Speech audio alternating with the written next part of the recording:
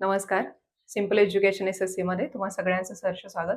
आपण स्टार्ट केलंय 9th स्टँडर्डचा algebra आणि अल्जेब्रा मधला. आज आपण स्टार्ट करतोय तुमचा new chapter number 4 ratio and proportions. Ratio and प्रपोर्शनचे बरेचसे ऑलरेडी रेशो अँड प्रपोर्शन बद्दलचे बरेचसे कन्सेप्ट तुम्ही ऑलरेडी स्टडी पण केलेत प्रिव्हियस स्टँडर्ड्स मध्ये. आज आपण थोडे रिकॉल करणार आहोत आणि मग स्टार्ट करणार आहोत तुमचा actual syllabus. Ratio and proportion कडे जाण्यापूर्वी आपण जेव्हा आई आपली घरामध्ये रव्याचे लाडू बनवते, सपोज रव्याचे लाडू आपली आई जेव्हा घरामध्ये बनवते तेव्हा ते रव्याचे लाडू एवढे टेस्टी कसे काय बनतात बरं? आणि जेव्हा ते रव्याचे लाडू तुम्ही तुमच्या एखाद्या कुठल्या फ्रेंड्सला जेव्हा तुम्ही खायला देता तेव्हा तो फ्रेंड सुद्धा अगदी बोलून जातो ना, कौतुक करतो की तुझी आई एवढे टेस्टी लाडू कसे काय बनवते.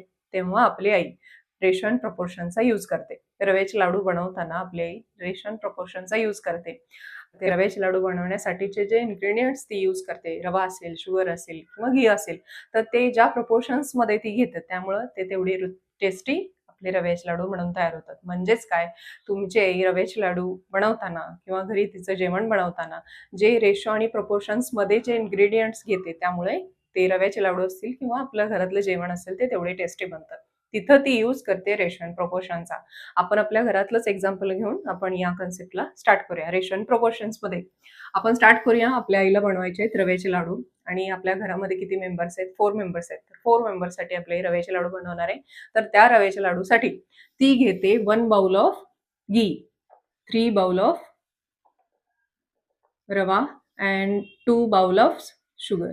सपोज आपल्या घरी 4 मेंबर्स आहेत आणि त्या 4 मेंबर्ससाठी आपल्या आईला रव्याचे लाडू बनवायचे तर ती घेते 1 bowl of ghee, 3 bowl of rava and 2 bowl of sugar. या प्रपोर्शन्स मध्ये आपले रव्याचे लाडू बनवताना या प्रपोर्शन्स मध्ये सगळं हे घी असेल, रवा असेल, शुगर घेते आणि मग ते रव्याचे लाडू अगदी टेस्टी बनतात. आता सपोज आपण हे घी थोड्या वेळासाठी बाजूला ठेवा. हा जो आहे रवा अँड शुगर हा फक्त आपण 2 क्वांटिटीज मध्ये आधी स्टडी करू रेशो अँड प्रपोर्शन. म्हणून मी रवा आणि शुगर घेतले. रवा आपण किती घेतोय? 3 बाउल घेतोय आणि शुगर किती घेतोय? 2 बाउल घेतोय. म्हणजेच काय, 3:2 आपण रेशो काय इथं घेतोय? 3 bowl of rava and 2 bowl of sugar. म्हणजेच आपण घेतोय 3:2 हा रेशो. आपण हा रेशो एक्सप्रेस कसा करू शकतो? 3/2. 3:2 असा सुद्धा मेन्शन करू शकतो और 3/2 असा सुद्धा आपण तो मेन्शन करू शकतो. तर आपल्याला हा जो 3:2 आहे म्हणजेच काय, ही कॉन्स्टंट क्वांटिटी आहे. म्हणजेच आपल्याला सपोज आता आपले 4 मेंबर्स आहेत. 4 मेंबर्ससाठी आपण 3 bowl of rava and 2 bowl of sugar घेतले. पण सपोज कधी आपल्या घरी गेस्ट आले आणि आपल्याला गेस्टसाठी सुद्धा रव्याचे लाडू बनवायचे तर आपण काय करणार आहेत? ही जी रवा आणि ही शुगर आहे ह्याची क्वांटिटी काय करणार आहे? थोडी एक्स्ट्रा करणार आहे. सपोज आता आपण काय करूया, थोडे गेस्ट येणार आहेत ना आपल्या घरी, म्हणून आपण काय करूया, 3 बाउल ऑफ रवा आहे त्याच्याऐवजी आपण 12 बाउल ऑफ रवा घेऊया. काय घेऊया, आता थोडे एक्स्ट्रा येणार आहेत लोक, म्हणून आपण काय केलं, रवा थोडा एक्स्ट्रा घेतला. आता काय घेतला आपण? 12 बाउल ऑफ रवा घेतला. तर त्याच्यासाठी तुम्हाला शुगर किती घ्यावी लागेल? आता आपल्याला काय करायचंय, 12 बाउल ऑफ आपण रवा तर घेतला, पण त्याच्यासाठी मी शुगर किती घेऊ आपल्याला तो फाइंड आउट करायचा. आपल्याला फाइंड आउट करायची शुगर. आपल्याला ही फाइंड आउट करायची शुगर. हा जो रेशो आहे रवा अँड शुगर, हा रेशो कसा आहे? कॉन्स्टंट आहे. कॉन्स्टंट म्हणजेच काय, आपण त्याच प्रपोर्शन्स मध्ये घेतोय ना. 3 बाउल ऑफ रवा असेल तर 2 बाउल ऑफ शुगर घ्यावीच लागेल, तेव्हा तर लाडू आपले टेस्टी होणार आहेत. आपण हा जो रेशो आहे हा कॉन्स्टंट घेतोय. आता या रेशोच्या प्रपोर्शन्स मध्येच आपण इकडे क्वांटिटी फक्त काय करतोय, एक्स्ट्रा करतोय. आपण 3 बाउल ऑफ रव्याच्या ऐवजी काय घेतले, थोडे एक्स्ट्रा घेतले, म्हणजे 12 बाउल ऑफ रवा घेतला. आता आपल्याला काय करायचं आहे, ह्या शुगरच्या ह्या जो 2 बाउल ऑफ शुगर आपण 4 मेंबर्ससाठी बनवतोय तर तो आपल्याला एक्स्ट्रा म्हणजेच किती घ्यावा लागेल तो आपल्याला फाइंड आउट करायचा आहे. तर आपण फाइंड आउट कसा करणार, हे जे 2 रेशोज आहेत याचं काय करणार, आपण क्रॉस मल्टिप्लिकेशन करणार. म्हणजे 3 into X, 3x is equal to as it is 2 into 12, 2 into 12. Therefore 3x is equal to 2 into 12 किती झालं? 24. Therefore x is equal to 24 divided by 3. Therefore x is equal to किती मिळालं तुम्हाला? 8. 8 3 जा 24. म्हणजेच काय, आपल्याला घ्यावे लागतील 8 बाउल्स ऑफ शुगर. आपल्याला 12 बाउल्स ऑफ रव्यासाठी 12 बाउल्स ऑफ रव्यासाठी आपल्याला किती घ्यावे लागतील? 8 बाउल्स ऑफ शुगर घ्यावी लागेल. आपण फाइंड आउट केलं 8 बाउल्स ऑफ शुगर. म्हणजे रवा अँड शुगर ह्या फक्त 2 क्वांटिटीज साठी आपण हा रेशो घेतला. आता आपण जेव्हा ऍक्च्युअल मध्ये जेव्हा आपण रव्याचे लाडू बनवतो तेव्हा तिथं घी, शुगर, रवा यूज होतो. म्हणजे तिथं एक्स्ट्रा अजून एक क्वांटिटी आहे जी आपण यूज करतो घी. सपोज आपला जो रेशो आहे आपण तो रेशो एक्सप्रेस करू शकतो. रेशो आपण जेव्हा मेन्शन करतो तो तेव्हा 2 क्वांटिटीजमध्ये, 3 क्वांटिटीजमध्ये, मोर दॅन 3 क्वांटिटीजमध्ये सुद्धा आपल्याला तो एक्सप्रेस करता येतो. आपण तो एक्सप्रेस करू शकतो. आता आपण हा 2 मध्ये घेतला, आता आपण ह्या 3 चा विचार करू. म्हणजे आपण घी, रवा अँड शुगर हे 3 क्वांटिटीज आहेत ना, या 3 क्वांटिटीज मध्ये बघू. मला आपण एक्सप्रेस केलं 1 bowl of ghee as to 3 bowl of rava as to 2 bowl of sugar. Ghee as to rava as to sugar आपण एक्सप्रेस केला. फक्त हा 2 क्वांटिटीज मध्ये आपण घेतलेला रेशो. आता आपण काय घेतला, हा 3 क्वांटिटीज मध्ये सुद्धा आपण एक्सप्रेस करू शकतो. आता नेक्स्ट आपल्याला फक्त या 2 चा विचार करायचा. म्हणजे घी as to रव्याचं प्रोपोर्शन काय आहे, 1:3 आहे. अँड रवा as to शुगर आता जस्ट आपण सॉल्व्ह केलं. रवा as to शुगर काय 3:2 आहे. आपण इथं काय घेतलेलं, हा 12 घेतलेला ना. आता आपण इथे 12 साठी आपण शुगर फाइंड आउट केली. आपल्याला आता घी फाइंड आउट करायचं आहे. आपण हेच एक्झाम्पल घेऊ. म्हणजे आपण 12 घेऊ. सपोज आपण काय केले, इथे 12 बाउल ऑफ रवा घेतला. 12 बाउल ऑफ रवा घेतल्यानंतर तुम्हाला मिळालं किती बाउल आपल्याला शुगर घ्यावी लागेल, 8 बाउल ऑफ शुगर घ्यावी लागेल. आता आपण फाइंड आउट करणार आहे याच्यासाठी. आपण 12 बाउल ऑफ रवा घेतला तर आपल्याला फाइंड आउट करायचंय की आपण किती बाउल आपल्याला घी घ्यावं लागेल, आपल्याला हा फाइंड आउट करायचा आहे. तर आपण फाइंड आउट करण्यासाठी अगेन आपण क्रॉस मल्टिप्लिकेशन केले तरी चालेल, अगदी तुम्हाला इझिली मिळेल. आपण इकडे काय करूया, हे बघा हा जो आहे हा कॉन्स्टंट रेशो आपण यूज केलेला आणि आपण फाइंड आउट केलं. इथे सुद्धा हा 1:3 हा कॉन्स्टंट रेशो यूज करून आपण एक्स पुट अप करून सुद्धा करू शकतो. इथे अजून एक अल्टरनेटिव्ह एक एक्स्ट्रा अजून एक जी मेथड आहे ती आहे कॉमन मल्टिपलची. म्हणजेच काय, घी ॲज टू रवा ॲज टू शुगर आपण 3 क्वांटिटीज घेतल्या. सपोज आपण करूया एक कॉमन मल्टिपल. आपण सपोज करूया के ॲज अ कॉमन मल्टिपल. म्हणजेच काय, एकतर ह्या के न कॉमन मल्टिपल म्हणजेच काय, या के न आपण प्रत्येक क्वांटिटीला मल्टिप्लाय 1 इंटू के किती आला के. आपण काय करतोय, कॉमन मल्टिपल के सपोज करतोय. 1 इंटू के आला as to 3 into K 3k आला as to 2 into K 2k आला. आपल्याला फाइंड आउट करायचं आहे जेव्हा आपण 12 बाउल ऑफ रवा घेऊ तेव्हा आपल्याला घी किती यूज करायचा आहे. आपण एक्झाम्पल सॉल्व्ह करताना आपल्याला युजफुल होणार आहे म्हणून ही आपण कॉमन मल्टिपल के यूज करून एक अल्टरनेटिव्ह मेथड बघतोय. सेमच प्रोसिजर आहे, फक्त थोडासा चेंज आहे इथे. फॉर 12 बाउल्स ऑफ रवा, आता आपल्याला 12 बाउल्स ऑफ रवा how much quantity of ghee and sugar require. How much quantity of ghee and sugar required. आपल्याला फाइंड आउट काय करायचं आहे, how much quantity of ghee and sugar required. आपण इकडे फाइंड आउट केले पुटअप करून. 12 bowls of रवा असताना आपल्याला 8 बाउल्स ऑफ शुगर हवी आहे. आपण फक्त ती कॉमन मल्टिपल के घेऊन आपण एक अल्टरनेटिव्हली या मेथडने आपण सॉल्व्ह करून बघणार आहे. आपल्याला आता हा 12 मिळाला. 12 बाउल्स ऑफ के म्हणजेच काय, हा 3k इज इक्वल्स टू किती झाला, 3k इज इक्वल्स टू किती झाला 12 बाउल्स. आपण के किती घेतोय, हा घी ॲज टू रवा ॲज टू शुगर. याचा रेशो काय आहे, 1:3:2 आहे. आपण कॉमन मल्टिपल के घेतला. के घेतल्यानंतर के ने मल्टिप्लाय केल्यानंतर हा रेशो काय झाला, k as to 3k as to 2k. हा रेशो काय झाला, k as to 3k as to 2k. आता आपण काय घेतो, फॉर 12 बाउल्स ऑफ रवा म्हणजेच काय, 3k इज इक्वल्स टू काय झाला 12 झाला. 3k is equals to 3k is equals to 12 म्हणजेच काय, के इज इक्वल्स टू किती आला 4 आला. के ची व्हॅल्यू किती मिळाली तुम्हाला, 4 मिळाली. आता के ची व्हॅल्यू 4 ठेवून तुम्ही घी इझिली फाइंड आउट करू शकता. घी किती आहे, घी इज इक्वल्स टू 1 इंटू के म्हणजेच के म्हणजेच किती आला 4. के काय आहे 4 आहे. K is equals to 4 bowls of ghee. 4 bowls of ghee require. Next आता आपल्याला शुगर फाइंड आउट करायचे. Sugar is equals to, sugar किती आहे 2k is equals to 2 into k ची व्हॅल्यू काय आहे 4 आहे. 2 into 4 is equals to 8 bowls of sugar. जिकडं आपण क्रॉस मल्टिप्लिकेशन केलं आपल्याला व्हॅल्यू काय मिळाली 8 bowls of sugar. 12 bowls of रव्यासाठी यूज करायचे आहे आपल्याला 8 बाउल्स ऑफ शुगर. सेम आपण केलं, फक्त एक अल्टरनेटिव्ह मेथडनी आपण यूज करतोय तो कॉमन मल्टिपल बी के हा कॉमन मल्टिपलनी यूज करून सुद्धा आपल्याला सेमच मिळालं. काय आहे, जेव्हा तुम्ही 12 बाउल्स ऑफ रवा आपण घेणार आहोत तर आपल्याला 4 बाउल्स ऑफ घी यूज करावं लागेल आणि त्याच्यासाठी 8 बाउल्स ऑफ शुगर आपल्याला यूज करावे लागेल. समजलंय तुम्हाला, ही मेथड क्रॉस मल्टिप्लिकेशन आणि ही अल्टरनेटिव्ह जी एक एक्स्ट्रा आपण एक मेथड केली, या मेथडचा आपण यूज करणार आहोत आपल्या प्रॅक्टिस सेट सॉल्व्ह करताना. आता आपण नेक्स्ट पॉईंट बघूया, डायरेक्ट प्रपोर्शन म्हणजे काय आणि इनव्हर्स प्रपोर्शन म्हणजे काय.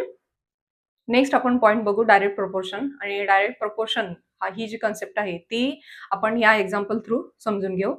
सपोज ए म्हणजे तुम्ही आहात आणि हे तुमचं घर आहे, बी म्हणजे तुमचे फ्रेंड आहेत आणि हे तुमच्या फ्रेंडचं घर आहे. तर या फ्रेंडकडे काय आहे, तुमच्या रेशन प्रपोर्शनच्या नोट्स आहेत. तर तुम्हाला काय करायच्या आहेत, त्या नोट्स तुम्हाला स्टडी करायच्या आहेत ना, तर तुमच्या नोट्स आहेत त्याच्याकडे, तुमच्या फ्रेंडकडे, आणि त्या तुम्हाला घेऊन यायच्या आहेत. पण ह्या ह्या हे तुमचं घर आहे, या तुमच्या घरापासून ह्या तुमच्या फ्रेंडचं घर किती डिस्टन्सवर आहे, तर 10 किलोमीटर डिस्टन्सवर आहे. हे जे तुमचं घर आहे, या फ्रेंडचं घर आहे, या तुमच्या आणि फ्रेंडच्या घरामध्ये किती किती डिस्टन्स आहे, तर 10 किलोमीटरचा डिस्टन्स आहे. म्हणजेच तुम्हाला तुमच्या नोट्स जर आणायचे आहेत, तर तुम्हाला काय करावं लागेल, 10 किलोमीटर्स आपल्याला जावं लागेल. मग आता तुम्ही एवढं 10 किलोमीटर जायचं आहे, तर थोडी ना तुम्ही चालत जाणार आहे. तुमच्याकडे सपोज आता बाईक आहे, तर तुम्हाला बाईकने जायचंय. तर तुम्हाला बाईकने जायचंय, म्हणजेच काय, बाईकने जायचंय तुम्हाला 10 किलोमीटर, बाईकने जायचंय, त्याच्यामध्ये पेट्रोल तर घालावं लागणार. सपोज तुम्हाला 10 किलोमीटरसाठी 1 लिटर पेट्रोल लागतंय. सपोज करूया आपण 10 किलोमीटरसाठी तुम्हाला यूज करावं लागतंय 1 लिटर पेट्रोल. आता आपल्याला फक्त नोट्स घ्यायला जायचं नाही, रिटर्न आपल्या घरी पण यायचंय. म्हणजेच आपल्याला किती जावं लागेल, टोटल 20 किलोमीटर जावं लागेल. आधी जावं लागेल आणि मग आपल्या घरी रिटर्न पण यावं लागेल. म्हणजेच आपण टोटल किती जाणार आहे, 20 किलोमीटर जाणार आहे. 10 किलोमीटरसाठी 1 लिटर जर लागत असेल पेट्रोल, तर 20 साठी किती लागणार, ऑब्विस आहे की 2 लिटर लागणार. किती पेट्रोल हवंय आपल्याला, 2 लिटर पेट्रोल हवंय. पेट्रोल अपॉन डिस्टन्स हा आपण रेशो घेऊया. म्हणजेच काय, हे 1 लिटर पेट्रोल आपण अपॉन 10, आपण रेशो घेऊया पेट्रोल अपॉन डिस्टन्स. आपण काय करूया, हा रेशो घेऊया पेट्रोल अपॉन डिस्टन्स. आपल्याला डिस्टन्स जायचं आहे 10 किलोमीटर्स, त्याच्यासाठी लागणार आहेत आपल्याला 1 लिटर पेट्रोल. म्हणजेच रेशो काय मिळाल तुम्हाला, 1/10 पेट्रोल अपॉन डिस्टन्स. नेक्स्ट, आता आपल्याला 20 किलोमीटर जायचं आहे आणि रिटर्न पण यायचं आहे. म्हणजेच काय, 20 किलोमीटर जायचं आहे. 20 किलोमीटरसाठी आपल्याला किती लागणार आहे, पेट्रोल 2 लिटर लागणार आहे. म्हणजेच काय, इथे पेट्रोल किती यूज होणार आहे, 2 लिटर डिवायडेड बाय डिस्टन्स किती आहे, 20. 2/20 म्हणजे अगेन 1/10. हा रेशो किती मिळाला तुम्हाला, 1/10. नेक्स्ट, हा रेशो किती मिळाला तुम्हाला, 1/10. म्हणजेच तुम्हाला रेशो काय मिळते, कॉन्स्टंट मिळतोय, 1/10 1/10. नेक्स्ट, आता नोट्स वगैरे आणून झाल्या. आता ते एक्झाम्पल थोड्या वेळासाठी बाजूला ठेवा. आता नेक्स्ट, सपोज तुम्हाला 100 किलोमीटर जायचंय आणि 100 किलोमीटर तुम्हाला जायचंय, बाईकनेच जायचंय आपल्याला. आपल्याकडे फक्त बाईक आहे, दुसरं काही नाहीये. तोच विचार मनात ठेवायचा की आपल्याकडे बाईक आहे आणि आता आपल्याला काय करायचंय, आपल्याला आपल्या गावी जायचंय. नोट्स वगैरे आता आणून झालेत आपल्या. आता हे नेक्स्ट एक्झाम्पल बघतोय आपण. तर आपल्याला गावी जायचंय आणि आपलं गाव जे आहे त्याचं डिस्टन्स किती आहे, आपल्या ह्या घरापासून किती आहे, तर 100 किलोमीटर आहे. तर 100 किलोमीटर तुम्हाला गावी जायचंय आणि जायचं आहे तुमच्या बाईकनेच जायचंय. तर 100 किलोमीटरसाठी आपल्याला पेट्रोल किती घ्यावं लागेल, 10 किलोमीटरसाठी जर 1 लिटर असेल, तर 100 किलोमीटरसाठी ऑब्व्हियसली किती घ्यावं लागेल, 10 लिटर पेट्रोल आपल्याला आपल्या बाईकमध्ये घ्यावं लागेल. तेव्हा तर आपण गावी पोहोचणार आहे. म्हणजेच 100 किलोमीटरसाठी किती घेतलं तुम्ही, 10 लिटर पेट्रोल घेतलं. तर अगेन आपण याचा रेशो घेतला 10/100, म्हणजेच काय आला तुमचा 1/10. हे बघा, तुम्ही प्रत्येक वेळेस बघताय ना, आपल्याला आपण सेमच व्हेइकल आहे, आपला फक्त डिस्टन्स बदललाय, तर आपल्याला जे कंझ्युम होणारं, जे आपल्याला लागणारं जे पेट्रोल आहे ते कसं आहे, ते सुद्धा जर आपला डिस्टन्स इन्क्रीज होतोय, तर आपलं पेट्रोल सुद्धा, जे लागणारं जे पेट्रोल आहे ते सुद्धा आपल्याला इन्क्रीज करावं लागतंय. म्हणजेच काय, तर जेव्हा डिस्टन्स इन्क्रीज होते तेव्हा कन्झम्पशन ऑफ पेट्रोल सुद्धा इन्क्रीज होते, होय ना. जेव्हा तुम्ही डिस्टन्स इन्क्रीज करताय, हा 10 होता तर 1 लिटर लागलं, 20 झालं तर 2 लिटर लागलं, आणि जर जेव्हा 100 किलोमीटर आपण सेमच बाईकने जातोय, तर आपल्याला काय लागलं, 10 लिटर लागलं. म्हणजेच काय, जेव्हा तुमचा डिस्टन्स जेव्हा इन्क्रीज होते तेव्हा तुमचं कन्झम्पशन ऑफ पेट्रोल सुद्धा इन्क्रीज होते आणि कॉन्स्टंट रेशो तुम्हाला मिळतोय. म्हणजे याचाच अर्थ काय, हे डिस्टन्स आणि पेट्रोल हे कशा आहेत, हे ह्या ज्या 2 क्वांटिटीज आहेत ह्या डायरेक्ट प्रोपोर्शन्स आहेत. म्हणजेच काय, जेव्हा एक इन्क्रीज होणार तेव्हा दुसरी क्वांटिटी सुद्धा इन्क्रीजच होणार. म्हणजे ह्या 2 क्वांटिटीज कशा आहेत, डायरेक्ट प्रोपोर्शन्स मध्ये आहेत. समजलं तुम्हाला डायरेक्ट प्रोपोर्शन मध्ये काय. डायरेक्ट प्रोपोर्शन म्हणजे काय, एक क्वांटिटी इन्क्रीज झाली तर दुसरी सुद्धा इन्क्रीज होणार. फर्स्ट क्वांटिटी इन्क्रीज झाली तर सेकंड होणार, और सेकंड जर क्वांटिटी इन्क्रीज झाली तर फर्स्ट सुद्धा इन्क्रीज होणार. म्हणजेच काय, या 2 क्वांटिटी डिस्टन्स आणि पेट्रोल कसं आहे, डायरेक्ट प्रोपोर्शन्स मध्ये आहेत. म्हणजे ह्या 2 क्वांटिटीज आपण एक इन्क्रीज झाली की दुसरी सुद्धा इन्क्रीज होणार. समजली तुम्हाला डायरेक्ट प्रोपोर्शन म्हणजे काय. आता आपण बघू इनव्हर्स प्रोपोर्शन. नेक्स्ट आपण पॉइंट बघू इनव्हर्स प्रोपोर्शन. इनव्हर्स प्रोपोर्शन ही कन्सेप्ट समजून घेण्यापूर्वी आपण एक बघू एक्झाम्पल. सपोज आता आपल्याकडे आपण बाईकने आपण जाऊन आलो, फिरून आलो. आता बाईकने आपल्याकडे आता कार आहे. आता आपण कारने जाणार आहोत. आपल्याकडे व्हेइकल आहे कार, आणि या कारचं स्पीड आहे, आपल्याला जायचं आहे, सपोज आपल्याला जायचं आहे 100 किलोमीटर्स. आपल्याला 100 किलोमीटर जायचं आहे आणि आपल्याकडे आहे आता कार. तर कारचं स्पीड किती आहे? तर कारचं स्पीड आहे 50 किलोमीटर पर आवर. आपल्याला कारने जायचंय, आपल्याला जायचंय गावी. आता आपल्याला गावी जाण्यासाठी डिस्टन्स किती आहे? 100 किलोमीटर आहे. तर कारने आपल्याला कारची स्पीड किती आहे? 50 किलोमीटर पर आवर आहे. तर आपल्याला 50 किलोमीटर पर आवर कारने 100 किलोमीटर जाण्यासाठी टाइम किती लागणार आहे? आपल्याला तुम्हाला ऑलरेडी माहिती आहे, बघा, speed into time is equals to distance. Speed into time is equals to distance हा फॉर्म्युला तुम्ही ऑलरेडी स्टडी केलेला आहे. त्याचाच आपण इथे यूज करतोय आपल्याला इन्व्हर्स प्रोपोर्शन समजून घेण्यासाठी. आपल्याला कारने जायचंय, 100 किलोमीटर जायचंय आणि कारचं स्पीड किती आहे? 50 किलोमीटर पर आवर. तर कारने 50 किलोमीटर पर आवर या स्पीडने 100 किलोमीटर जाण्यासाठी किती वेळ लागणार आहे? तर 2 आवर्स लागणार आहे. इथे व्हॅल्यू पुटअप करा, तुम्हाला सॉल्व्ह केल्यानंतर मिळेल की टाइम किती आपल्याला लागणार आहे. 2 आवर्स लागणार आहेत. फर्स्ट होती आपल्याकडे कार, आता आपल्याकडे आहे बायसिकल. बायसिकलने आपल्याला सेम डिस्टन्सच जायचंय, 100 किलोमीटर्सच जायचंय आणि आपल्या बायसिकलचं स्पीड काय आहे? 5 किलोमीटर पर आवर. आपल्या बायसिकलचं स्पीड काय आहे? आपण स्वतःच त्याला राईड करणार आहे, म्हणजे त्याचं स्पीड किती असणार आहे? कारपेक्षा नक्कीच कमी असणार आहे. कारचं आहे 50 किलोमीटर पर आवर आणि आपण जेव्हा बायसिकलने जातो तेव्हा आपल्या बायसिकलचं स्पीड किती आहे? 5 किलोमीटर पर आवर. जेव्हा आपण कारने म्हणजे आपण जास्त स्पीडमध्ये जाणार तेव्हा आपल्याला टाइम किती लागला? 2 आवर्स लागले. पण जेव्हा आपण 5 किलोमीटर पर आवर बायसिकलने जाणार आहे, थोडंसं सावकाश जाणार आहे, आपलं स्पीड काय झालं? डिक्रीज झालं. मग आपला टाइम टेकन काय होणार? इन्क्रीज होणार ना. म्हणजेच आपण जेव्हा ह्या व्हॅल्यूज इथं पुटअप केल्यानंतर कळेल तुम्हाला 20 आवर्स लागले. तुम्हाला किती आवर्स लागणार आहेत? 20 आवर्स लागणार आहेत. जेव्हा कारने म्हणजे आपण स्पीड आपला इन्क्रीज झालं, 50 किलोमीटर पर आवर झालं, तेव्हा तुमचा टाइम काय झाला? तुम्हाला डिक्रीज झाला. जेव्हा आपण स्पीड इन्क्रीज केला तुम्हाला लागणारा टाइम काय झाला? डिक्रीज झाला. जेव्हा तुम्ही स्पीड डिक्रीज केला तुम्हाला तेव्हा लागणारा टाइम काय झालं? इन्क्रीज झालं. म्हणजे हा जो आहे स्पीड आणि हा टाइम हे काय आहेत? इन्व्हर्स प्रोपोर्शन्स मध्ये. जेव्हा एक इन्क्रीज होतो तेव्हा हा डिक्रीज होतो आणि हा जर डिक्रीज झाला तर हा काय झाला? इन्क्रीज झाला. हा स्पीड आपण सपोज करूया x आणि टाइम तुमचा जो आहे तो सपोज करूया y.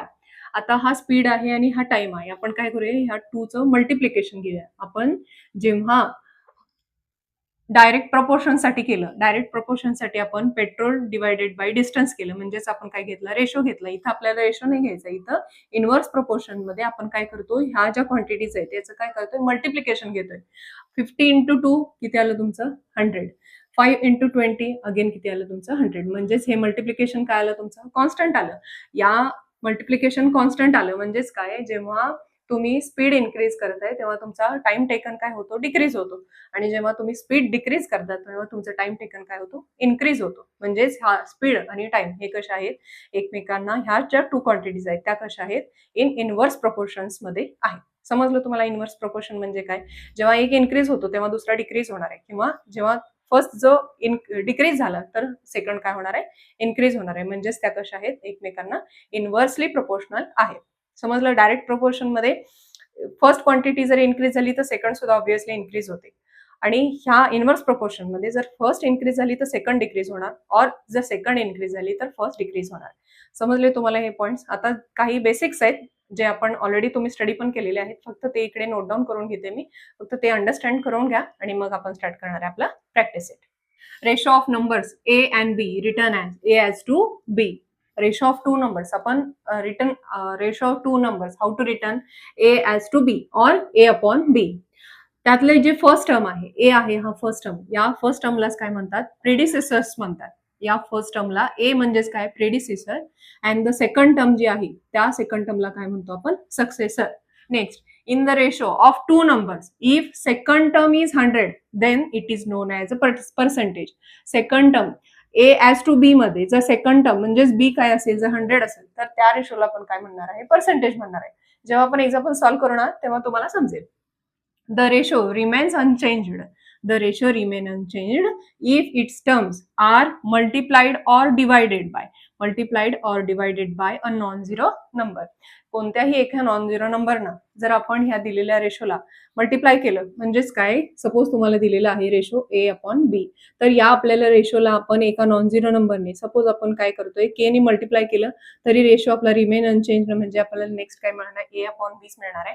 और आता आपण काय केलं? इथं मल्टिप्लाय केले आपण सपोज आपण डिवाइड केलं, ए अपॉन बी हा तुम्हाला रेशो दिला, आपण डिवाइड करतो याला सी ने. सपोज जो काही कॉन्स्टंट आहे त्या कॉन्स्टंटने न्यूमरेटर आणि डिनॉमिनेटर म्हणजे हा जो आहे प्रेडिसेसर आणि सक्सेसरला या 2 ला एकतर मल्टिप्लाय करायचा आहे किंवा डिवाइड करायचा आहे, म्हणजे तो रिमेन्स अनचेंज्ड. मग तो रेशो कसा राहतो, रिमेन्स अनचेंज्ड. म्हणजे अगेन जेव्हा आपण हा सॉल्व्ह करतो तेव्हा तुम्हाला परत काय मिळणार आहे, तो ओरिजिनल रेशो म्हणजे ए अपॉन बी मिळणार आहे. The ratio remain unchanged if the terms are multiplied or divided by a non-zero number. समजला? Next, number 4. The quantities taken in the ratio must be taken in the same unit. Suppose आपण 2 kg आपण रवा घेतोय आणि 300 grams आपण sugar घेतली, तर हे kg आहे आणि ग्राम्स आहे. मग आपण असा रेशो 2:300 आपण असा घेऊ शकतो का? नाही, कारण की ह्याचे जे युनिट्स आहेत हे काय आहे, kg आहे आणि इकडे काय आहे, ग्राम्स आहेत.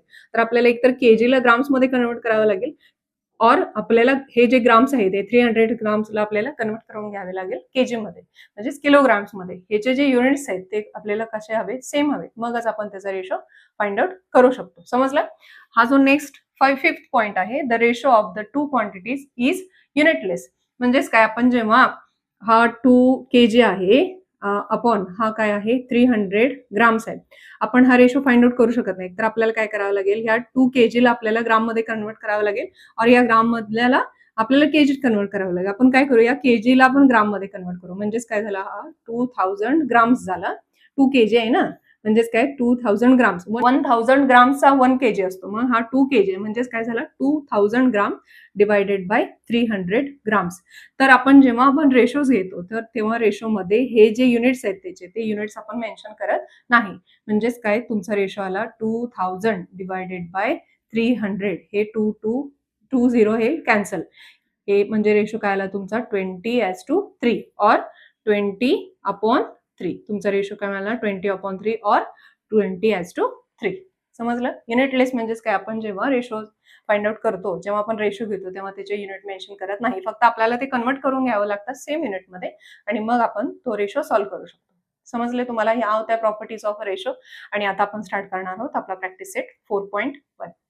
प्रॅक्टिस सेट 4.1 मध्ये क्वेश्चन नंबर फर्स्ट तुम्हाला काय दिलाय, हे दिलेत नंबर पेअर्स. या नंबर पेअर्स मध्ये find reduced form of ratio of first number two second number. आपल्याला जे नंबर्स 2 नंबर्स दिलेत त्याचा in the form of ratio mention करायचा आहे. आणि रिड्युस्ड फॉर्म काय करायचं आहे, त्याचा reduced form of ratio of first number two the second number. Ratio of 2 numbers return in the form 72/60 और 72:60. आपण असाही मेन्शन करू शकतो आणि असाही मेन्शन करू शकतो. 2 नंबर्सचा रेशो इज इक्वल्स टू, आपल्याला काय करायचं, याचा रिड्युस्ड फॉर्म फाइंड आउट करायचा आहे of ratio of first number two the second number. First number two the second number, या 72 ला फक्त मी असं एक्सप्रेस करते. आपल्याला काय करायचं, रिड्युस्ड फॉर्म काढायचा आहे. म्हणजेच काय, आपल्याला दिलेला रेशो जास्तीत जास्त सिम्प्लिफाय करायचा आहे. 12 into 6, 12 6 जा 72, 12 into 5, 12 5 जा 60. 12 कॅन्सल झाले, काय आलं तुमचा 6/5. 6/5 म्हणजेच काय 6:5. रेशो आपण कसा, आपल्या 2 नंबर्सचा ratio written in the form of this 6/5 और 6:5. सेकंड बघूया आपण. 38,57. 38,57 ला आपण मेन्शन करूया 38/657. 19 into 2 अपॉन 19 into 3. 19 2 जा 38, 19 3 जा 57. हा 19 कॅन्सल, 2/3. तुम्हाला रेशो काय मिळाला 2:3. 2/3 इज इक्वल्स टू 2:3. हे आलं तुमचं आन्सर. हे नेक्स्ट नंबर 3. 52,78. 52,78 ला आपण मेन्शन करूया 52/78. 52 ला आपण मेन्शन करूया 26 into 2. 26 2 जा 52 and 26 into 3. 26 3 जा 78 is equals to 26 get cancel. 2/3 म्हणजेच इकडे रेशो काय आला तुमचा 2:3.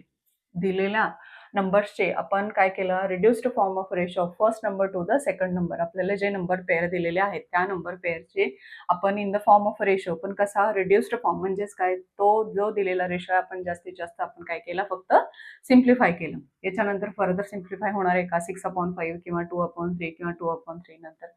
त्यामुळे हे आलं तुमचा आन्सर. आलं क्वेश्चन नंबर फर्स्ट लक्षात. नेक्स्ट आपण करूया question number 2. Find the reduced form of ratio of first quantity to second quantity. आपल्याला फाइंड आउट काय करायचं आहे, reduced form. Question number first मध्ये आपण जसं केलं तसं same reduced form of a ratio of first quantity to the second quantity. Properties of ratio मध्ये आपण एक प्रॉपर्टी बघा मेन्शन केलेली तिकडे, the quantity taken in the ratio must be expressed in same unit. आपल्याला दिलेले आहेत रेशो, क्वांटिटीचे रेशो दिलेले आहेत, मग ते in the form of rupees असतील, किलोग्राम्स असतील किंवा काही असेल, तर त्या रेशोज मध्ये quantity taken in the ratio must be expressed in same unit. जे दोन दिलेले क्वांटिटीज आहेत ते त्यांचे युनिट्स कसं हवं, सेम हवं. आता फर्स्ट एक्झाम्पल मध्ये दोन्ही in the form of rupees आहेत, त्यामुळे इकडे तर काय आपल्याला प्रॉब्लेम येणार नाही. क्वेश्चन नंबर यातला एक्झाम्पल नंबर फर्स्ट सॉल्व्ह करताना, पण नेक्स्ट क्वेश्चन नंबर 2 मध्ये बाकीचे पण एक्झाम्पल्स असे आहेत जिथं आपल्याला विचार करावा लागेल त्यांच्या युनिट्सचा. त्यामुळे आपण जेव्हा रेशो फाइंड आउट करतो तेव्हा दोन्ही क्वांटिटीचा रेशो फाइंड आउट करण्यापूर्वी त्यांच्या युनिट्स सेम आहेत का ते आपल्याला फर्स्ट चेक करावं लागेल, आणि जर नसतील तर त्यांचे युनिट आपल्याला काय करावं लागेल, कन्वर्ट करून घ्यावं लागेल, नाही जेणेकरून ते सेम असावं, म्हणजे आपण काय करू शकू, त्याचा आपण रेशो फाइंड आउट, आपण त्याचा रेशो काढू शकू. हा आलं लक्षात. आपण हे प्रॉपर्टीज ऑफ रेशो मध्ये ऑलरेडी आपण हे स्टडी केलेलं आहे. इथे फक्त तुम्हाला रिकॉल हवं म्हणून मी एकदा परत मेन्शन केलं. फर्स्ट आपण सॉल्व्ह करूया. 700 रुपीज, 308 रुपीज. 700 रुपीज आपण एक्सप्रेस करूया. रुपीजचं साइन आपण इकडे एक्सप्रेस करणार नाही आहोत. 28 into 25 upon 28 into 11. 28 into 25 is equals to 700 and 28 into 11 is equals to 308. 28 cancel, 25 upon 11. याचा रेशो काय आला, 25 upon 11 म्हणजेच काय 25:11. 700 रुपीज होतं, इकडे 300 रुपीज होते, त्यामुळे आपल्याला त्याचे युनिट्स तर त्याचं सेम होतं, इथे रुपीज होतं आणि इथे रुपीज होतं, त्यामुळे आपल्याला ते कन्वर्ट करून घ्यायची आवश्यकता पडली नाही, कारण की ते ऑलरेडी सेम होते. आता जस्ट आपण नेक्स्ट एक्झाम्पल असे पण सॉल्व्ह करणार आहोत ज्यामध्ये दोन्ही क्वांटिटीज मध्ये त्यांचं युनिट्स थोडं डिफरंट असेल, तर ते आपल्याला कन्वर्ट करून घ्यावं लागेल, जेणेकरून ते सेम युनिट त्याचं सेम करून घ्यावं लागेल, त्याच्यानंतरच आपल्याला एक्झाम्पल सॉल्व्ह करता येईल. क्वेश्चन नंबर 2 मध्ये एक्झाम्पल नंबर 2 काय दिले, 14 रुपीज, 12 रुपीज 40 पैसे. 12 रुपीज आणि 40 पैसे. फर्स्ट काय दिले तुम्हाला, फक्त 14 रुपीज दिलेत, आणि नेक्स्ट काय दिलेत, 12 रुपीज आणि 40 पैसे. आपण इकडे जेव्हा आपण reduced form of ratio of first quantity to second quantity करण्यासाठी आपल्याला काय हवंय, दोन्ही दिलेल्या क्वांटिटीजचे युनिट्स आपल्याला सेम हवंय, तरच आपण त्याचा रेशो फाइंड आउट करू शकतोय. इथे आहेत रुपीज आणि इथे आहेत रुपीज आणि पैसे. आपल्याला हे आपण काय करूया, 14 रुपीज आपण कन्वर्ट करून घेऊया इन द फॉर्म ऑफ पैसे. 14 रुपीज म्हणजेच काय, 14 into 100 पैसे, कारण की 100 पैसे म्हणजेच काय, 100 पैसे इज इक्वल्स टू 1 रुपी. हे ऑलरेडी आपल्याला माहिती आहे, म्हणून आपण 14 रुपीजला काय करतोय, कन्वर्ट करतोय 14 into 100 पैसे मध्ये, म्हणजेच काय आलं तुमचं 1400 पैसे. हा जो आहे ना 12 रुपीज आणि 40 पैसे, हा 12 रुपीज 40 पैसे याला आपण कन्वर्ट करू पूर्ण पैसेमध्ये, इज इक्वल्स टू 1200 पैसे प्लस 40 पैसे, 1240 पैसे. 14 रुपीज डिवायडेड बाय 12 रुपीज 40 पैसे इज इक्वल्स टू, इथे आपण कन्वर्ट केले, काय मिळाले तुम्हाला, 1400 पैसे डिवायडेड बाय 1240 पैसे. 1400 लाच मी फक्त एक्सप्रेस करते 40 into 35 आणि इथे एक्सप्रेस करते 40 into 31. 40 कॅन्सल झाल्यानंतर तुम्हाला काय मिळालं, 35/31 मीन्स 35:31. तुमचा रेशो काय मिळाला तुम्हाला, 14 रुपीज, 12 रुपीज 40 पैसे, तुम्हाला रेशो काय मिळाला, 35:31 म्हणजेच काय 35/31. नेक्स्ट आपण बघूया क्वेश्चन नंबर 2 मधला एक्झाम्पल नंबर 3. एक्झाम्पल नंबर 3 तुम्हाला काय दिलंय, 5 लिटर, 2500 ml दिले.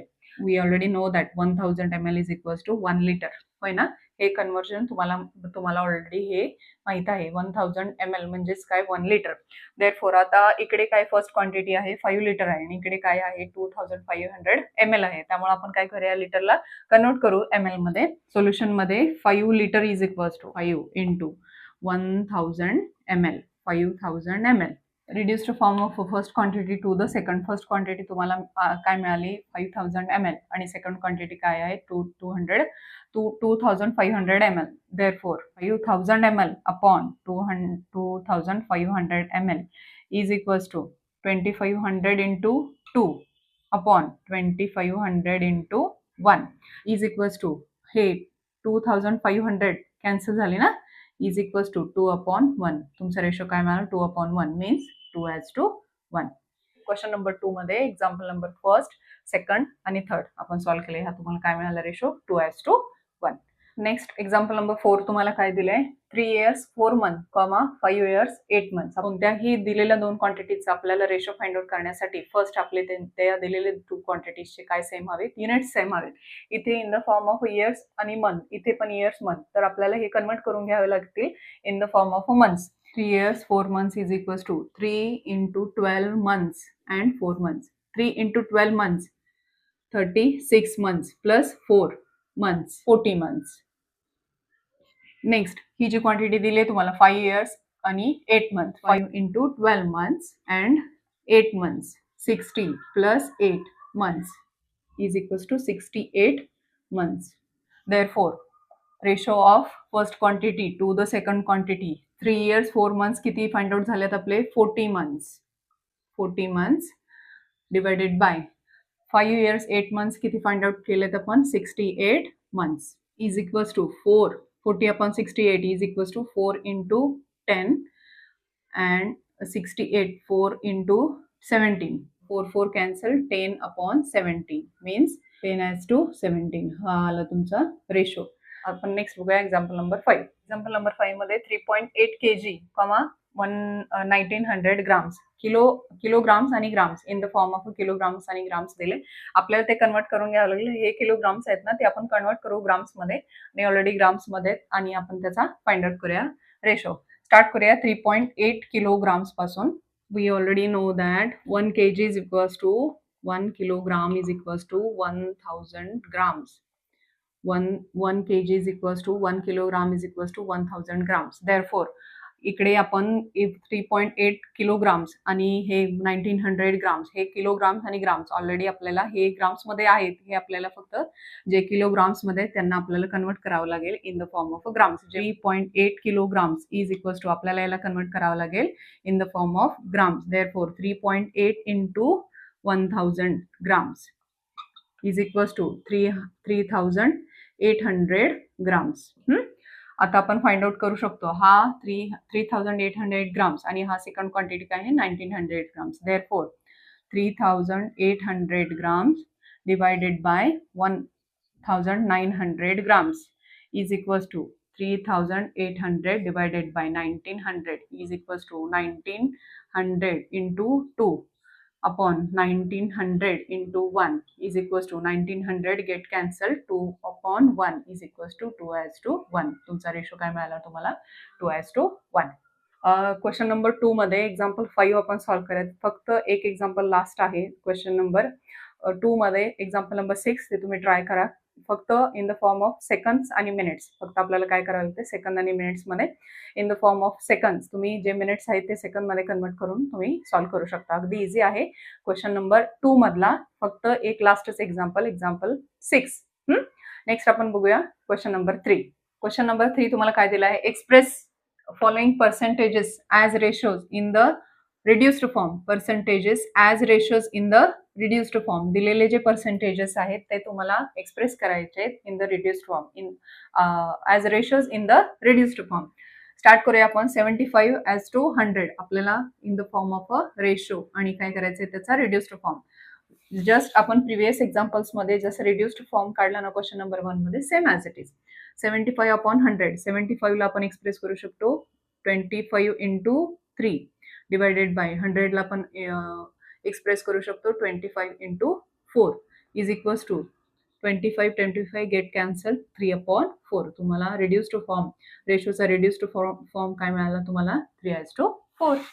नेक्स्ट सेकंड एक्झाम्पल काय दिलंय तुम्हाला 44 as to 100. 44 as to 100 ला आपण कन्वर्ट करू 44 divided by 100 is equals to 44 divided by 100 4 into 11 44ला मी फक्त एक्सप्रेस करते 4 इंटू 11 मध्ये आणि ह्या 100ला एक्सप्रेस करते 4 इंटू 25. 4 get cancel 11/25. 11/25 फर्दर आपण सिम्प्लिफाय करू शकतो का? नाही. त्यामुळे 11/25 हा तुम्हाला मिळाला रिड्युस्ड फॉर्म.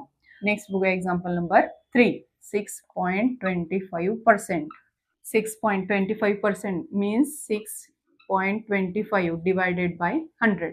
ह्या 6.25 ला आपल्याला काय करायचं आहे? 600 to 25 आपल्याला कन्वर्ट करायचं असेल तर आपण काय करतो? डिवायडेड बाय 100 करतो. हे सिम्प्लिफाय केल्यानंतरच तुम्हाला काय मिळणार? हे सिम्प्लिफाय केल्यानंतर काय येणार? 6.25. मग मी या 6.25 च्या ऐवजी मी 625 डिवायडेड बाय 100 इकडे डायरेक्ट करते.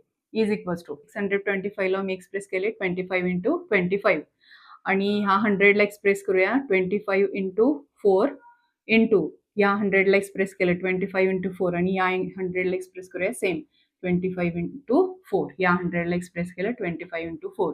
हा 25, हा 25, हा 25 आणि हा 25. 1, 2, 3, 4 cancel is equals to 1/4 into 4 is equals to 1/4 into 4 16. Therefore is equals to 1/16 is equals to 1:16. याला तुमचा आन्सर आला लक्षात. Example number 3. नेक्स्ट बघूया आपण एक्झाम्पल नंबर 4. 52/100. 52/100 ला आपण कन्वर्ट करूया 52/100 is equals to 4 into 13 divided by 4 into 25 is equals to 4 cancel. Therefore is equals to 13/25. तुम्हाला रेशो काय मिळाला? 13:25. एक्झाम्पल नंबर 5 काय आहे? 0.64% इज इक्वल्स टू 0.64% म्हणजेच काय? 0.64 divided by 100 is equals to हे एक्झाम्पल नंबर 3 साठी आपण केलं ना सेम ॲज इट इज इथे आपण करणार आहोत. आपण 0.64 ला 64 डिवायडेड बाय 100 असा मेन्शन करू आणि हा 100 as it is equals to 4 चा क्यूब किती आहे? 4 चा क्यूब किती आहे? 64. मग हा 4 चा क्यूब म्हणजेच काय? 4 इंटू 4 इंटू 4 मी असं एक्सप्रेस करते आणि हे 100 आणि हे 100 आपण 25 इंटू 4 हा 100 काय एक्सप्रेस केला? 25 इंटू 4 इंटू हा 100 एक्सप्रेस करूया 25 इंटू 4. आपल्याला काय करायचं आहे? रिड्युस्ड फॉर्म फाइंड आउट करायचा म्हणजे आपण जास्तीत जास्त आपल्याला काय करावं लागेल? सॉल्व्ह करावं लागेल. हा 4 हा कॅन्सल हा कॅन्सल त्यामुळे काय राहिलं तुमचा 4 हे 25 into 25 25 into 25 is equals to 4/625 म्हणजे मला रेशो काय मिळाला? 4:625 दिलेला काय होतं तुम्हाला? 0.64% ला आपण रिड्युस्ड केला in the form of a ratio 4:625. आले तुमचे क्वेश्चन नंबर 3 मधले फर्स्ट, सेकंड, थर्ड, फोर्थ आणि फिफ्थ. आपण पूर्ण क्वेश्चन नंबर 3 सॉल्व्ह केलं. क्वेश्चन नंबर 2 मध्ये फक्त एकच एक्झाम्पल बाकी ठेवले. अगदी सिंपल आहे, करून बघा. यामध्ये तर क्वेश्चन नंबर 3 मध्ये आपण पूर्ण सगळे क्वेश्चन्स अटेम्प्ट केलेले आहेत. तुम्ही नोट डाऊन करून घेत नसाल तर तुम्ही नोट डाऊन जरूर करून घ्या. नेक्स्ट आपण बघूया क्वेश्चन नंबर 4. नेक्स्ट सॉल्व्ह करूया आपण क्वेश्चन नंबर 4. क्वेश्चन नंबर 4 तुम्हाला काय दिलाय? 3 persons can build small house in 8 days. To build the same house in 6 days. How many persons are required? 3 persons can build a house in 8 days. 3 persons can build a house in 8 days. आपल्याला 3 persons आहेत जे घर बांधण्यासाठी ते घर किती दिवसात बांधतात? ते 8 days मध्ये. म्हणजे 3 persons 8 days मध्ये एक हाऊस बिल्ड करतात. आपल्याला तेच हाऊस बिल्ड करण्यासाठी 6 days आहेत आपल्याकडे. 6 days आहेत आपल्याला हाऊस बिल्ड करण्यासाठी 6 days आहेत. तर आपल्याला फाइंड आउट करायचे आहेत पर्सन्स. घर बांधण्यासाठी जेवढे जास्त लोक कामाला असणार तेवढेच दिवस कमी लागणार. म्हणजेच काय? हे जे रिलेशन आहे ते कसं आहे? इन्व्हर्सली प्रपोर्शनल आहे, होय ना? स्टार्ट करूया आपण. Let persons required to build a house in 6 days. आपण बी एक्स आपण सपोज काय करूया त्याला एक्स. आपल्याला फाइंड आउट काय करायचे आहेत? Persons required to build a house in 6 days. Days required to build a house and number of persons are in inverse proportion. Therefore 6 into x is equals to 8 into 3 persons na 8 into 3.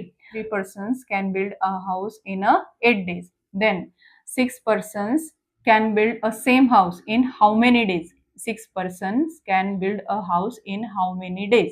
आपल्याला find out करायचे days. त्यामुळे आपण इथं 6 into x is equals to 8 into 3 आपण express केला. Solve करूया. Therefore 6 into x 6x is equals to 8 3 जा 24. Therefore x is equals to 24 upon 6.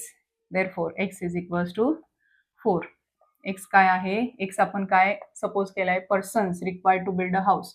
Therefore x is equals to 4 persons required to build a house in a 6 days. Therefore 4 persons are required to build a house in 6 days. समजलं तुम्हाला? 4 persons are required to build a house in a 6 days. आपण कसं find out केलं? ही जी step आहे ना, 6 into x is equals to 8 into 3, हे inversely proportional आहे. जेवढे जास्त लोक आपण कामावर ठेवणार तेवढाच आपल्याला कमी वेळ लागणार. हाऊस बिल्ड करण्यासाठी जेवढे पर्सन्स आणि जे डेज होते ते कसे आहेत, इन्व्हर्सली प्रोपोर्शनल आहेत. म्हणजे आलं लक्षात? Question number 4. नेक्स्ट आपण बघूया क्वेश्चन नंबर 5. क्वेश्चन नंबर 5 मध्ये convert the ratios into the percentage. आपल्याला रेशोज दिलेत, आपल्याला कन्वर्ट करायचे ते in the form of a percentage. आपल्याला क्वेश्चन नंबर 3 मध्ये काय दिलेलं? पर्सेंटेज दिलेले, आपल्याला कन्वर्ट करायचे होते reduced form of a ratios. Ratios काढायचे होते आपल्याला, पण रिड्युस्ड फॉर्म मध्ये. इथे आपल्याला जे काय तुम्हाला रेशोज दिले ते आपल्याला पर्सेंटेज मध्ये कन्वर्ट करायचे आहेत. फर्स्ट काय दिलंय रेशो तुम्हाला? 15 as to 25. इकडे आपण त्याला सपोज करूया, आपल्याला काय करायचं? Into the percentage is equals to x percentage आपण त्याला सपोज करूया. Therefore 15 upon 25 is equals to x percent म्हणजेच काय? X upon 100. Therefore x is equals to 15 upon 25 into 100. Therefore x is equals to 15. 25 4 जा 100. Therefore 15 into 4. Therefore x is equals to 15 into 4 60. x is equals to काय मिळालं तुम्हाला? 16. म्हणजेच काय? 15 as to 25 is equals to 16%. 60%, sorry. 15 into 25 is equals to काय मिळालं तुम्हाला? 60%. Example number 2 काय दिलाय तुम्हाला? 47 as to 50 is equals to x%. आपल्याला रेशोज कन्वर्ट करायचं आहे in the form of a percentage. Therefore 47 as to 50 is equals to x%. Therefore 47 divided by 50 is equals to x upon 100. Therefore x is equals to 47 divided by 50 into 100 is equals to, therefore x is equals to 47 divided by 50 into 100. 51 जा 52 जा 100. 170 47 into 2 94. x is equals to काय मिळालं तुम्हाला? 94. means 47 as to 50 is equals to 94%. हे आलं तुमचं answer. x is equals to 60 मिळाला, आपल्याला आन्सर काय मिळाला? 60%. x is equals to 94 means what? 47 as to 50 is equals to 94%. Example number 3 काय दिलंय तुम्हाला? 7 upon 10. 7 upon 10 is equals to x%. Therefore 7 upon 10 is equals to x upon 100. Therefore x is equals to 7 upon 10 into 100. Therefore x is equals to 70. Therefore 7 upon 10 is equals to 70%. याला तुमचं answer. Next number 4. Number 4 काय? 546 divided by 600. 546 divided by 600 is equals to x%. Therefore 546 divided by 600 is equals to x upon 100. Therefore x is equals to 546 divided by 600 into 100. Therefore x is equals to 546 divided by 6. x is equals to 91. x is equals to 91. Therefore 546 divided by 600 means 91%. means काय आलं तुमचा? 91%. Answer काय आला? 91%. Example 5 काय दिलंय तुम्हाला? 7 upon 16. 7 upon 16 is equals to x%. Therefore 7 upon 16 is equals to x divided by 100. Therefore x is equals to 7 upon 16 into 100. या 16 आणि 100 ला आपण काय करूया? 4 ने डिवाइड करूया. x is equals to 7 upon 4 4 जा 16 into 25 into 4. इकडे काय आपण काय करतोय? आपण इथे 4 ने डिवाइड करतोय या 16 ला आणि या 100 ला. Is equals to 25 into 7.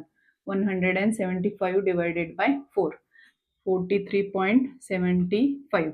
Therefore 7 upon 16 is equals to 43.75%. हे डिवायडेशन तुम्ही करून बघा. 175 divided by 4 काय मिळते? 43.75.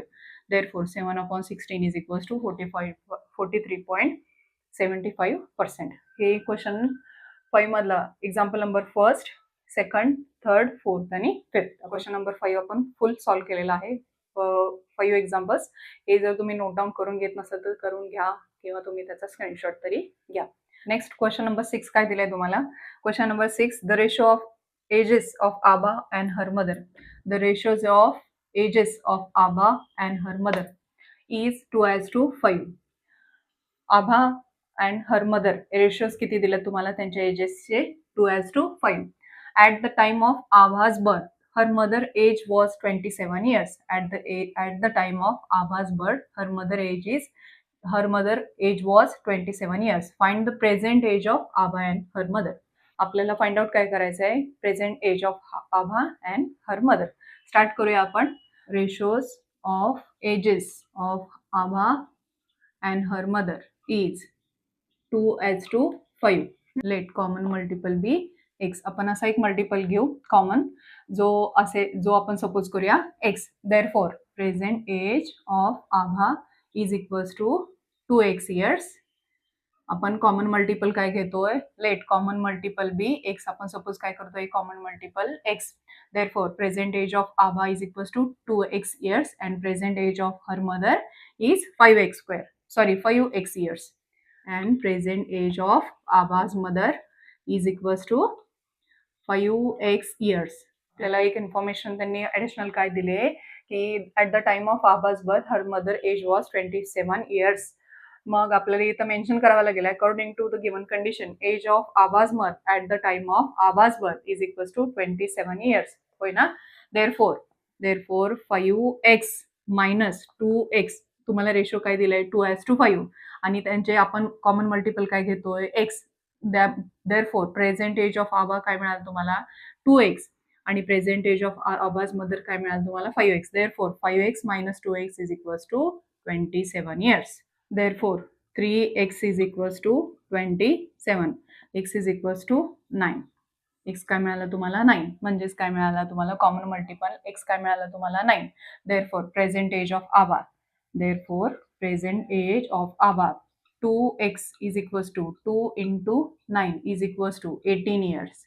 Present age of Abha किती मिळालं तुम्हाला? 18 years. And present age of Abha's mother काय आहे? 5x. 5x is equals to 5 into 9 काय मिळालं तुम्हाला?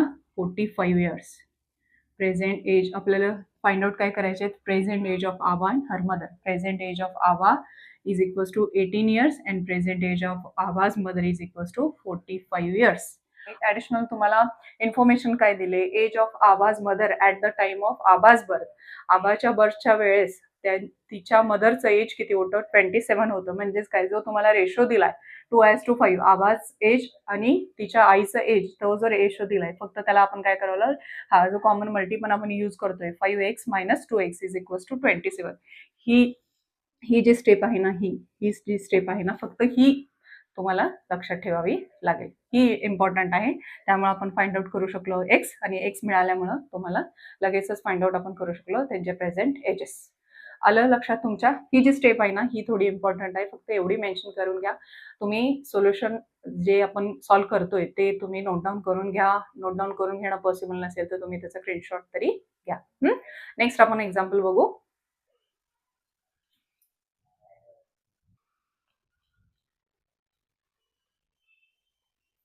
नेक्स्ट आपण बघूया क्वेश्चन नंबर 7. क्वेश्चन नंबर 7 मध्ये प्रेझेंट एज ऑफ वत्सला आणि सारा आर 14 years and 10 years. वत्सला आणि सारा प्रेझेंट एजेस दिलेत आपल्याला 14 years and 10 years. After how many years आपल्याला फाइंड आउट काय करायचं आहे? After how many years the ratios of their ages will become 5:4. After how many years आपल्याला काढायचे आहेत. After how many years the ratios will become 5:4. Start करूया आपण. Present ages. Present age of Sarah and present age of Vatsala. Present age of Vatsala is equals to 14 years and present age of Sarah is equals to 10 years. आपल्याला find out काय करायचंय? After how many years the ratios of their ages will become 5:4. आपल्याला find out करायचंय how many years. After how many years. Therefore आपण suppose करतोय after x years Vatsala's age is equals to 14 plus x years and Sarah's age is equals to 10 plus x years. 10 plus x years. आपल्याला find out काय करायचं आहे, how many years, after how many years the ratios of their ages will become 5:4. आपल्याला find out करायचं आहे, ratio find out करायचं आहे. After how many years the ratio will become, after x years आपण find out काय करतोय, after x years. Therefore 14 plus x divided by 10 plus x is equals to 5/4. Therefore 4 into 14 plus x is equals to 5 into 10 plus x. 4 into 14 56 plus 4x is equals to 50 plus 5x. Therefore 56 plus 4x हा minus 50 हा minus 5x is equals to 0. Therefore 56 minus 56, 4x minus 5x minus x is equals to 0. Therefore x is equals to 6. x is equals to 6. x आपण काय suppose केले, after x years. After how many years, after x years म्हणजेच after 6 years the ratio will become 5:4. After x is equals to 6 years the ratio of their ages will become 5:4. 5:4. ही जी step आहे ना, फक्त ही important आहे. Note down करून घ्या तुम्ही. नेक्स्ट बघूया आपण क्वेश्चन नंबर, हा होता 7. Question number 8. क्वेश्चन नंबर 8 तुम्हाला काय दिलाय, the ratio of present age of Rahana and her mother is. The ratio of present age of Rahana and her mother is 2:7. Present एजेसचा रेशोज दिलाय तुम्हाला. After 2 years the ratio of ages will be. After 2 years present एजेसचा ratio 2:7 आणि after 2 yearsचा 1:2. After 2 yearsचा 1:3. What is Rahana's present age. आपल्याला विचारलंय काय, रहानाज प्रेझेंट एज. स्टार्ट करूया आपण. जे आपल्याला दिलंय ते मेन्शन करूया. The ratio of present ages of Rahana and her mother. तुम्हाला जे मेन्शन केलंय, रेशो ऑफ प्रेझेंट एजेसचा ratio Rehana and her mother is equals to 2:7. Therefore common multiple be x. आपण सपोज करूया एक common multiple be x. Therefore present age of Rehana is equals to 2x years and present age of Rehana's mother 7x years. After 2 years the ratio of their ages will be 1:3. Common multiple bx घेतल्यानंतर present edges काय मिळाले तुम्हाला, रेहानाचं age मिळालं 2x years and रेहाना's mother मिळालं 7x square. After 2 years the ages will become, after 2 years Rehana's age is equals to 2x plus 2 years. Rehana's mother age is equals to 7x plus 2 years. After 2 years ratios दिलाय तुम्हाला 1:3. Therefore 2x plus 2 years divided by 7x plus 2 is equals to काय मिळणार आहे तुम्हाला, 1:3. After 2 years the ages will become, the ratio of their ages will become 1:3. तुम्हाला question मध्ये mention केले. Therefore 2x plus 2 divided by 7x plus 2 is equals to 1:3. Solve करून आपल्याला find out करायचं आहे x म्हणजेच काय, कॉमन मल्टिपल म्हणजेच आपल्याला मिळणार आहे present ages Rehana and her mother. Therefore 3 into 2x plus 2 is equals to 1 into 7x plus 2. Therefore 6x plus 6 is equals to 7x plus 2. Therefore 6x plus 6 minus 7x minus 2 is equals to 0. 6x minus 7x minus x. 6 minus 2 plus 4 is equals to 0. Therefore x is equals to 4. तुम्हाला काय मिळाला, common multiple x is equals to 4. Therefore present age of Rehana is equals to 2x is equals to 2 into काय मिळाला, x is equals to 4. Therefore 8 years. Present age of Rehana is equals to 8 years. Question 8 सोबतच तुमचा practice set 4.1 आपण इकडे पूर्ण finish केलेला आहे. फक्त तुम्हाला क्वेश्चन 2 मध्ये जो एक्झाम्पल 1 फक्त एकच एक्झाम्पल बाकी आहे ॲज अ होमवर्क म्हणून, अतिशय छोटंसं एक्झाम्पल आहे, ते तुम्ही नक्की करा. प्रॅक्टिस सेट 4.1 आपण पूर्ण सॉल्व्ह केलेला आहे. त्याबद्दल तुम्हाला कोणत्याही पार्टवर जरी थोडा जरी डाऊट आला तर तुम्ही कमेंट करा. सगळा पार्ट समजला असेल तर डन करा, आणि ज्या पार्टवर जरी तुम्हाला एखाद्या पार्टवर जर थोडासा डाऊट आला असेल तर जो तुम्हाला डाऊट आलाय तो पार्ट तुम्ही मेन्शन करा कमेंटमध्ये.